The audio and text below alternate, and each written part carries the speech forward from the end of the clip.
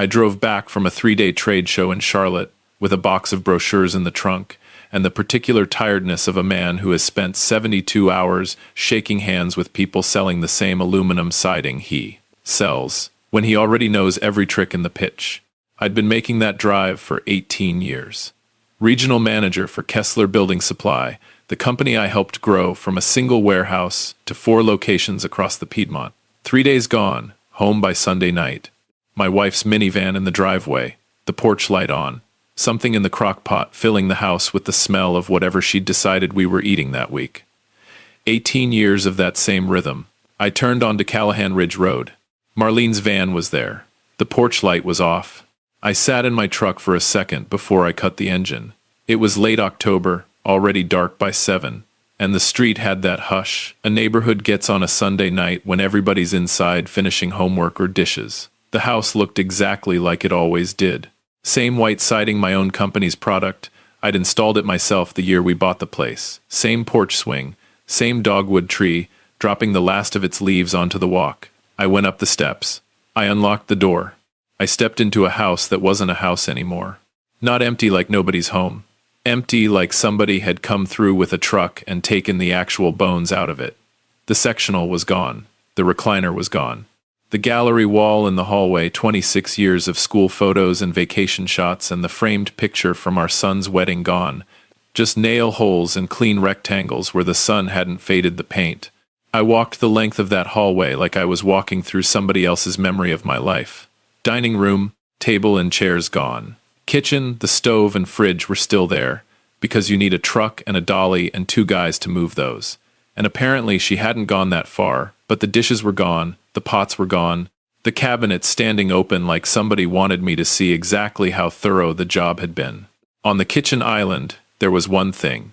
A cream-colored envelope, my name on the front in Marlene's handwriting, Walt. I stood there and looked at it a good while before I picked it up. I want you to understand something about me before I go any further, because it matters for everything that's coming. I am not a man who gets rattled easy. 18 years selling building supplies teaches you that panic doesn't move product, and it doesn't solve problems. You read the situation, you read what the facts are actually telling you, and you respond to that, not to how you feel about it. So I read the facts. Empty house. Marlene's van in the driveway with the keys still in the visor, because the van was titled in my name, and she couldn't exactly drive off in it.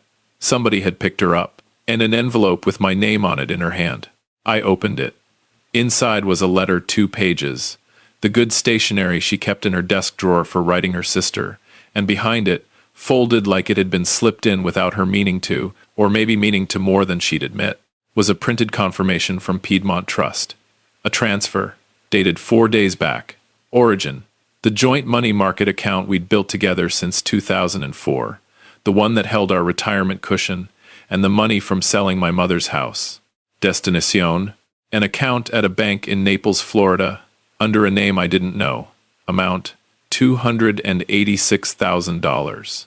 I set both papers down on the empty island. I stood in the kitchen of the house I'd owned for 22 years, surrounded by the outline of everything that used to be in it, and I thought about what the facts were actually saying. They were saying my wife hadn't left because of some fight we'd had, hadn't walked out in a moment of heat. She'd left on a schedule. She'd picked a date, done the packing over time, moved the money 4 days before she ever handed me that envelope. What Marlene didn't know, standing wherever she was standing right that minute in Florida, was that I'd been reading these same facts for almost 16 months before she ever wrote that letter. She thought she'd cleaned this house out. What she didn't account for was what I'd already done with everything that actually mattered, in the 16 months since I first understood what was coming. She thought she was ahead of me. She was already in Naples, and I was already finished. Hey, friend, if you're just now finding this channel, welcome. Hit that subscribe button, and tell me where you're watching from tonight, because I read every single comment. Let's get into it. I started at Kessler Building Supply in 2003, hired on as a counter clerk by a man named Roy Kessler, who'd built the place from nothing in the 70s and needed somebody who could talk to contractors without talking down to them. I worked my way up, assistant manager, then branch manager, then when Roy's knees gave out and he wanted to step back, regional manager over all 4 locations, which is the job I've held for going on 14 years. I'm not telling you the job title to impress you. I'm telling you because it matters to what Marlene understood she'd married into, and what she decided. Somewhere along the way, she was owed for staying in it. Marlene Ann Doucette became Marlene Ann Pruitt on a Saturday in April of 2000, in a little Methodist church her mother picked out that I mostly showed up for and agreed to. She was 34. I was 36.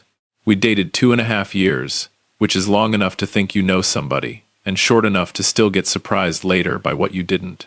She had this way about her, confident, put together, the kind of woman who walked into a room and people naturally looked her way, and she knew it. And she'd built her whole way of moving through the world around that knowing. She ran our house the way I ran a warehouse, everything labeled, everything in its place, birthdays remembered, thank you notes, sent on time. For most of our marriage, I took all of that for granted, the way you take for granted the furnace running until the day it doesn't. We had 2 kids. Our daughter Renee was 31, living in Atlanta, working as a physical therapist, called me most Wednesday nights and every other Saturday morning, and had made the 4-hour drive up from Atlanta 3 separate times over the past year without me asking, sitting me down each time to tell me, careful as she could, that she'd been worried about her mother for a while now. I'd heard her. I'd been watching the same thing myself. My son Tyler was 29, worked as an electrician out of Greensboro, and got put through no fault of his own, and none of mine either, in that hard spot a kid gets put in when his parents' marriage is coming apart under him. I never asked him to pick a side. He was my boy regardless of what came next. The first thing I noticed, back in the spring, before last, was the phone. Marlene had always left hers face up on the counter, charging wherever she happened to set it down. That spring, it started going with her into the bathroom, out to the car for calls she used to just take standing in the kitchen. I noticed. I didn't say anything. I filed it and kept watching. The second thing was the trips. She'd always gone down to see her college roommate, Denise, in Sarasota, once a year, every February. That year she went in February, then again in June, then again in September for what she called getting some sun before it turns cold, a trip that stretched to 11 days. I didn't push on it. I didn't have anything solid enough yet to act on, but I noted the pattern, and I noted that every time she came back, she seemed a little more settled somewhere else in her head, like a woman easing herself toward a door.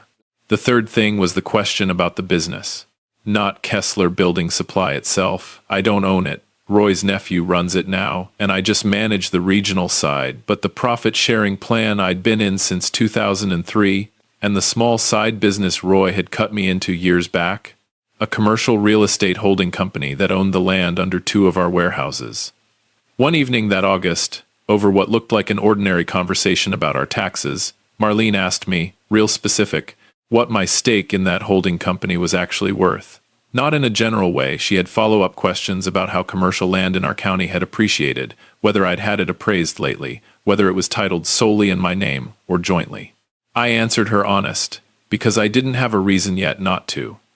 But I noted the questions, and I noted the particular shape of them, like she'd been sitting with them longer than that one conversation. I called Roy's nephew Dale the following week, not Roy himself, since he'd passed in 2019, but Dale, who I'd worked alongside for a decade, and trusted the way you trust somebody who's seen you handle a bad situation calm. I told him what Marlene had asked. I didn't tell him what I thought it meant. I asked him what he thought it meant. Dale went quiet a second. Then he said, Walt, that's a specific kind of question. That's the question somebody asks when they're figuring out what a marital estate looks like. I said, I know it is. He said, you think Marlene's planning on leaving? I said, I think I'm watching something, and I wanted another set of eyes on it. He said, what do you need from me? I said, I'll let you know. I drove home that night and sat in my truck in the driveway a solid 10 minutes before I went in. I sat with everything. I had the phone, the trips, the questions about the holding company, and one more thing I hadn't told Dale, hadn't told anybody yet, because I hadn't fully told myself. Back in April that year, I'd sat down at the shared computer in the den to pay a bill, and her email was already open on the screen, and a message sitting right there in her inbox had a subject line long enough to read without clicking anything. It said, can't wait to finally see you again, it's been too long. The sender was a name I didn't know, Curtis Reyes. I didn't open it. I noted the name, closed out of the browser, and went and paid the bill I'd sat down to pay. I am not a man who acts on a subject line. I spent 2 evenings doing the kind of digging anybody can do now if they know where to look. Curtis Reyes, Naples, Florida, 61 years old, ran a boat brokerage down there, graduated the same high school Marlene had gone to back home in Ohio, 3 years ahead of her. His name turned up tagged in photos from a class reunion page, public, anybody could see it, including one shot from a reunion 5 years back, where he and Marlene were standing close together in that particular way. People stand when they're glad to see each other, in a way a reunion doesn't fully explain. 5 years before that empty house, it looks like, whatever this was, had already started. I sat with that a long time.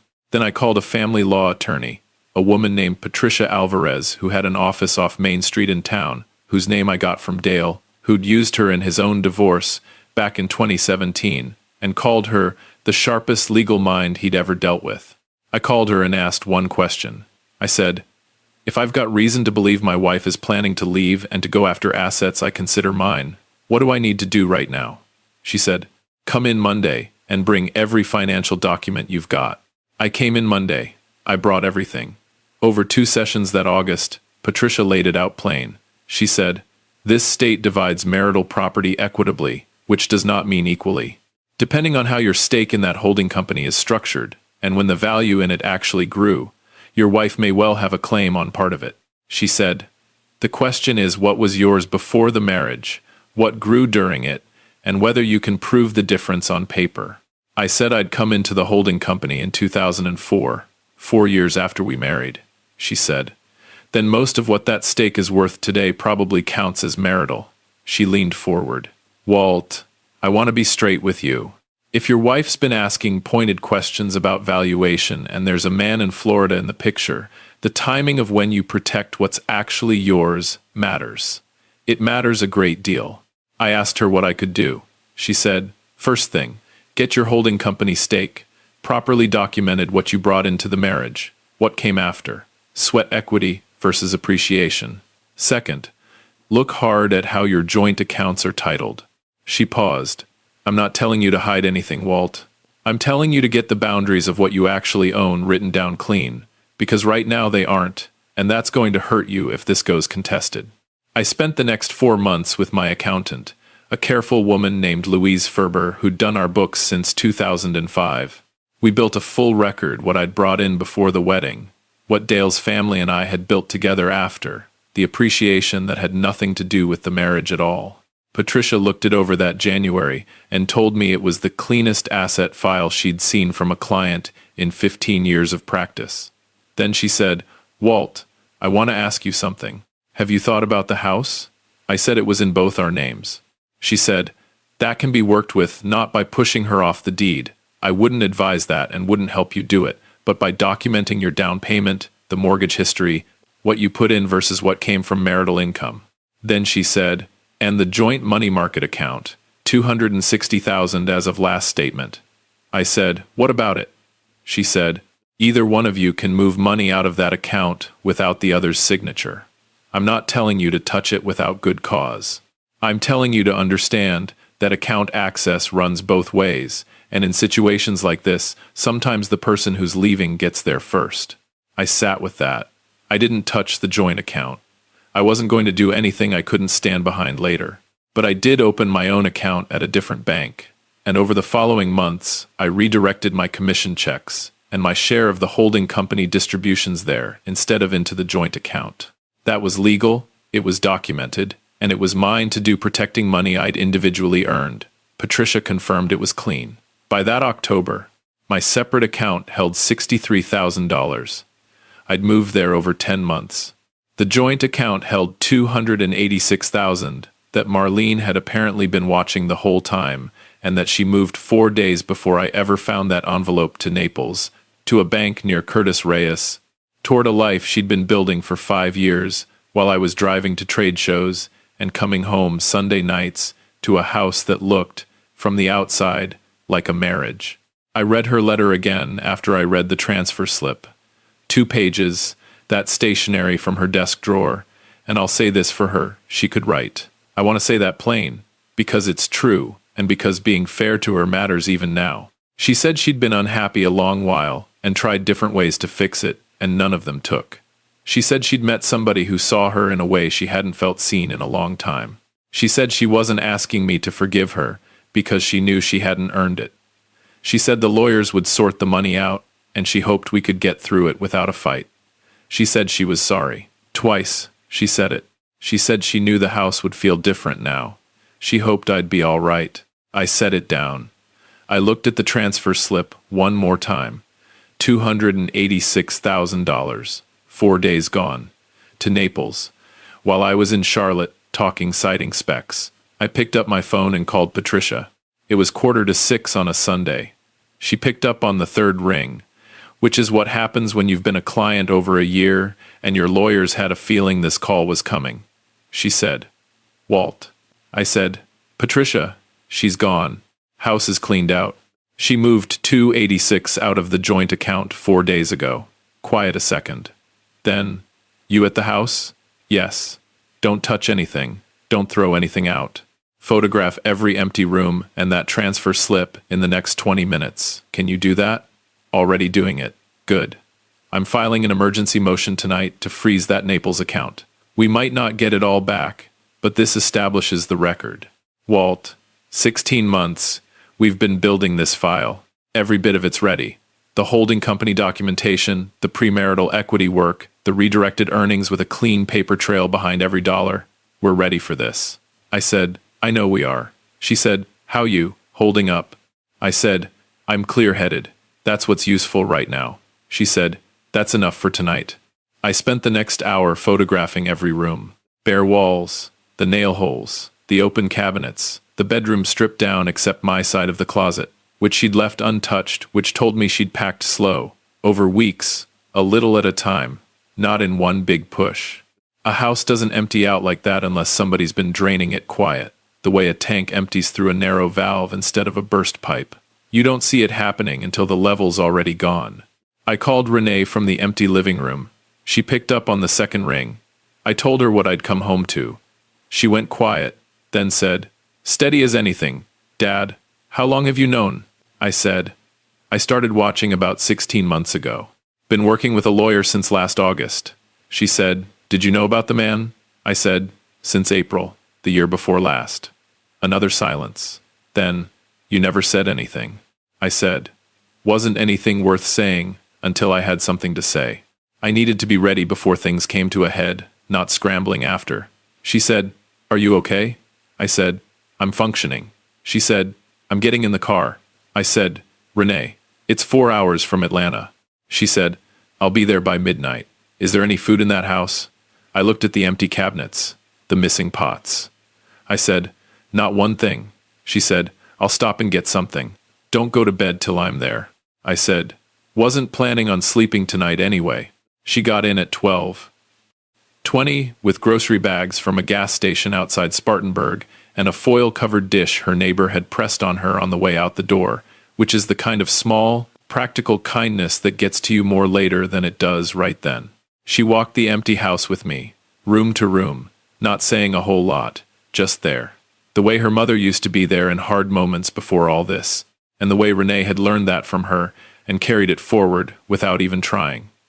Standing in the bare living room, she said, "It's just stuff, Dad." I said, "I know." She said, "You built all this once already. You can build it again." I said, "I know that too." She asked what the lawyer said about the money. I told her the motion was filed, the Naples account was frozen, and the paper trail we'd built made our position about as strong as it could be. She asked about the holding company. I said it was mine, clean, documented, and any claim Marlene tried to make on it was going to run straight into 15 months of records built specifically to hold up against exactly that. Renee looked at me the way a daughter looks at her father when she's checking whether what he's saying lines up with what he's actually feeling. She's 31, got her mother's eyes, and her mother's exact same way of sizing a person up, her mother being my first wife, Colleen, who I lost to breast cancer back in 2011. A fact I haven't gotten to yet in this story, and one that matters more than you'd think to how I handled that Sunday night. Renee said, "Dad, I know you're running on procedure right now. I also know you were married to this woman 22 years, and you just walked into an empty house. You're allowed to not be fine. I said, I know I'm allowed. Right now, I'm choosing clear-headed, because it's useful. Whatever else I've got to feel, it'll still be there when the useful part's done. She nodded. That's very you. I said, is that a knock? She said, no, an observation. Mom used to say you were the most prepared man she ever knew.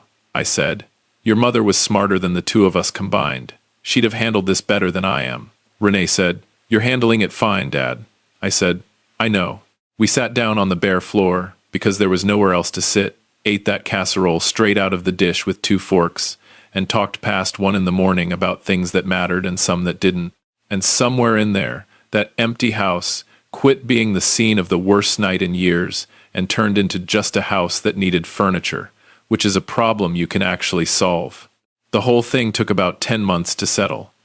Patricia Alvarez turned out to be every bit what Dale said she'd be. The record we'd built over 16 months carried the entire case, the holding company valuation, the premarital equity breakdown, the redirected earnings with every dollar traceable, and the full timeline on that Naples transfer, tied to Curtis Reyes's account, tied to 5 years of trips, and a reunion photo and an email from the spring before last. Marlene had hired a Florida attorney, a man named Gregory Ashford, competent enough, but he'd walked into a case our preparation had already narrowed down to almost nothing. The transfer became the central fight of the whole proceeding, same as Patricia said it would. What the court found, in the end, was that moving $286,000 out of a joint account 4 days before filing counted as dissipating marital assets. The funds got ordered back into the estate for splitting. She got a piece of it, because the law here says she was entitled to a piece of it. I got a piece back too. Not a perfect outcome, but a whole lot better than if that money had just vanished into a Naples bank account with nobody able to trace it. The holding company stake got reviewed by a neutral appraiser the court brought in, who went through Louise's documentation and backed it up completely. What I'd built with Dale's family after the marriage got split as marital property, fair and square. What predated the marriage, and what came out of Roy Kessler's original stake before I ever met Marlene, got excluded. It hurt regardless. Splitting up anything you spent years building always hurts, but it was defensible. Built on a real record, instead of a guess. There's one moment out of that whole 10 months I want to tell you about, because underneath all the paperwork and the lawyers, this is really the moment the whole story turns on. That April, during a deposition in Patricia's conference room, Gregory Ashford asked me about the separate account I'd opened. I wanted to know why I'd started redirecting my own earnings away from the joint account a full year before any divorce got filed. I said because I had reason, based on what I'd seen with my own eyes, to believe a divorce was coming, and I took legal steps to protect money I'd individually earned, starting from that point. He asked when exactly I'd come to believe that. I said the spring before last. He asked what specifically led me there. I said several things: the change in her phone habits, the trips to Florida picking up in frequency, the questions about the holding company's value, and a name I'd seen in an email that April, Curtis Reyes. The room went quiet a second. Marlene was sitting right there, across the table. First time I'd been in the same room with her since I walked into that empty house. I hadn't looked her way once since we'd all sat down. I looked at her then. She was staring at the table. Ashford said, "No further questions on that." I glanced at Patricia. She didn't so much as blink. She didn't need to. What had just happened in that room was everything those 16 months had been building toward, not the paperwork, not the motions. The moment Marlene understood, sitting right there, that she hadn't been the only one running a plan.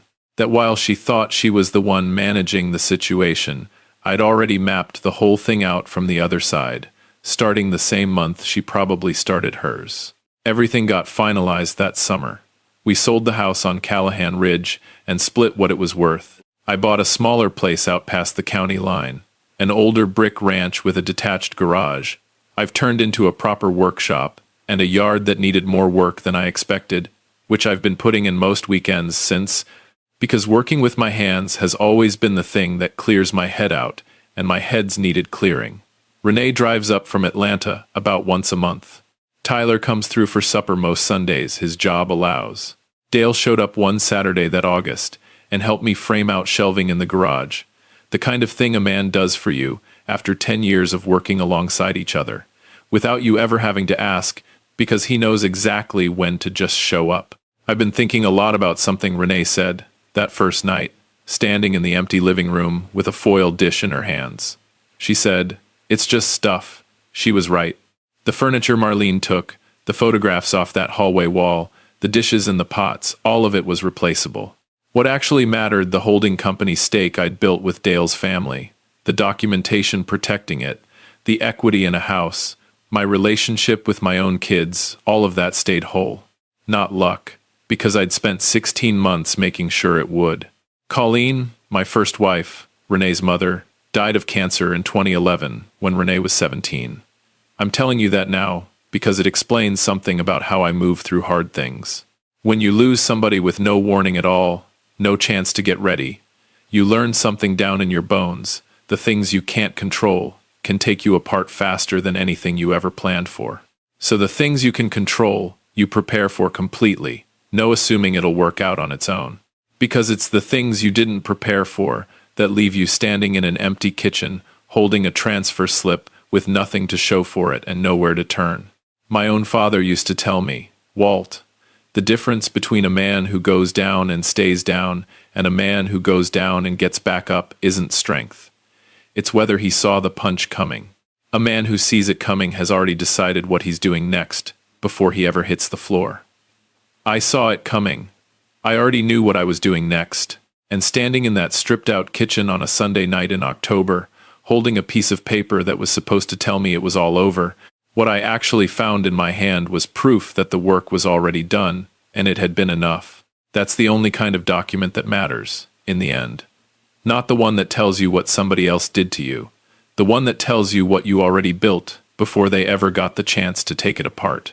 The garage workshop's coming along real nice. Yard's better than it's been in years. The shelves Dale and I put up are full of tools that came from Callahan Ridge, that were mine to begin with, that nobody took because they were sitting in the garage, and the garage wasn't part of what got cleaned out that Sunday. I go out there most mornings, coffee in hand, stand around in the sawdust smell, and think about whatever's next. Because there's always something next when you're the kind of man who plans ahead. Right now, it's a workbench I've been sketching out for a couple weeks. Good joints, right measurements, built to hold up. That's what you do after. You build something that lasts. If this one got to you, drop a comment and tell me which part hit hardest. Hit that like button for me. Subscribe if you haven't already, and I'll see you in the next one.